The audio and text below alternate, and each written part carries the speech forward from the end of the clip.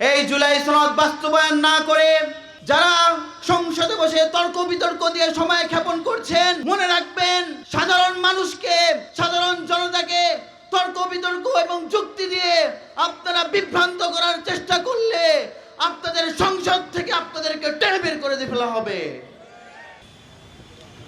আসসালামু আলাইকুম ওয়া রাহমাতুল্লাহি ওয়া বারাকাতুহু। হামিদা ওয়া মুসাল্লিয়া ওয়া মুসাল্লিমা আম্মা বা'দ। ফাআউযু বিল্লাহি মিনাশ শাইতানির রাজীম। ইন্নাল্লাহা ইয়া'মুরু বিল আদলি ওয়াল ইহসান। সাদাকাল্লাহুল আযীম। ফ্যাসিস্ট আওয়ামী লীগ কর্তৃক সংগঠিত সকল গুম, খুন, গণহত্যার বিচার এবং জুলাই সনদ বাস্তবায়নের দাবিতে বাংলাদেশ খেলাফত ছাত্র মজলিস ঢাকা মহানগর আয়োজিত আজকের এই ছাত্র সমাবেশে উপস্থিত আছেন বাংলাদেশ খেলাফত ছাত্র মজলিসের কেন্দ্রীয় সভাপতি মোহাম্মদ আব্দুল আজিজ, উপস্থিত আছেন বাংলাদেশ খেলাফত ছাত্র মজলিস, যুব মজলিস এবং খেলাফত মজলিসের বিভিন্ন দায়িত্বশীল বৃন্দ এবং উপস্থিত প্রিয় ছাত্র সমাজ। 1757 সালে নবাব সিরাজউদ্দৌলার পরাজয়ের পর যখন ব্রিটিশরা এদেশের উপমহাদেশের জনগণের ওপর নির্মম নির্যাতন এবং বৈষম্য করেছিল, তখন আমাদের আকাবিরদের ত্যাগ এবং কোরবানির মধ্য দিয়ে উপমহাদেশে নতুন স্বাধীনতার সূর্য উদিত হয়েছিল। তারপরে 47-এ পাকিস্তান এবং 71-এ বাংলাদেশ নতুন মাতৃত্ব লাভ করে। কিন্তু দুঃখ এবং আফসোসের বিষয় হচ্ছে এই দেশ গঠিত হওয়ার পর থেকে যারাই এদেশের শাসন ক্ষমতায় অধিষ্ঠিত হয়েছে, কেউ বাংলাদেশের মানুষের জন আকাঙ্ক্ষাকে পরিপূর্ণভাবে বাস্তবায়ন করতে পারে নাই।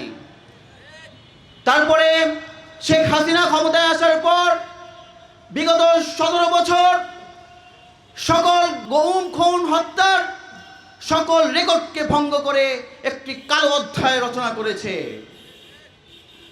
কিন্তু দুঃখ এবং পরিতাপের বিষয় হচ্ছে ফ্যাসিস্ট শেখ হাসিনা পালিয়ে যাওয়ার এতদিন পরেও এ সকল গুম, খুন, হত্যার কোনো বিচার আমরা এখনো দেখতে পারি নাই। আমাদের মনে প্রশ্ন হচ্ছে, কোন শক্তির ভয়ে এখনো বিচার হচ্ছে না? আমাদের পরিষ্কার কথা, যেই ফ্যাসিস্টের গুলির মুখে আমরা রাজপথ ত্যাগ করিনি, সেই ফ্যাসিস্টের বিচার করতে প্রয়োজন হলে আমরা আবারও রাজপথে নেমে আসব। মোহতারাম হাজিরিন, 70% মানুষ জুলাই সনদের পক্ষে ভোট দিয়ে জুলাই সনদ বাস্তবায়নের দাবিকে তারা সমর্থন করেছে। এই জুলাই সনদ বাস্তবায়ন না করে যারা সংসদে বসে তর্ক বিতর্ক দিয়ে সময় ক্ষেপণ করছেন, মনে রাখবেন সাধারণ মানুষকে, সাধারণ জনতাকে তর্ক বিতর্ক এবং যুক্তি দিয়ে আপনারা বিভ্রান্ত করার চেষ্টা করলে আপনাদের সংসদ থেকে আপনাদেরকে টেনে বের করে দিয়ে ফেলা হবে। সেই পর্যন্ত ছাত্র মজলিস ঘনিষ্ঠ ভূমিকা রাখবে। রাজপথে আমরা ছিলাম, আগামীতেও থাকবো ইনশাআল্লাহ। নাসরুম মিনাল্লাহি ওয়া ফাতহুন করিম।